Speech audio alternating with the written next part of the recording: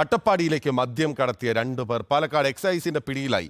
മണ്ണാർക്കാട് സ്വദേശികളായ അബ്ദുൾ സലാം, ഷബീർ എന്നിവരാണ് പിടിയിലായത്. 48 ലിറ്റർ വിദേശ മദ്യവുമായാണ് ഇവരെ പിടികൂടിയത്. ഇക്ബാൽ അറക്കലുണ്ട്. ഇക്ബാൽ, നോ ആൽക്കഹോളിക് സോണിലേക്കാണ് ഇവർ മദ്യവുമായി എത്താൻ ശ്രമിച്ചത്. എന്തൊക്കെയാണ് വിവരങ്ങൾ? ബിനിൽ, അട്ടപ്പാടി ഒരു മദ്യനിരോധന മേഖലയാണ്. അവിടേക്ക് മദ്യം കടത്താൻ ശ്രമിച്ച 2 മണ്ണാർക്കാട് സ്വദേശികളെയാണ് ഇപ്പോൾ എക്സൈസ് സംഘം പിടികൂടിയിട്ടുള്ളത്. അബ്ദുൾ സലാം, ഷബീർ എന്നിവരാണ് എക്സൈസിന്റെ പിടിയിലായത്. ഇന്നലെ രാത്രി ആണ് ആനമൂളി ചെക്ക് പോസ്റ്റിന് സമീപത്ത് വെച്ച് വാഹന പരിശോധന നടത്തുന്ന എക്സൈസ് സംഘത്തെ വെട്ടിച്ച് അല്ലെങ്കിൽ മറികടന്ന് ഇവർ അട്ടപ്പാടിയിലേക്ക് മദ്യം കടത്താൻ ശ്രമിക്കുകയായിരുന്നു.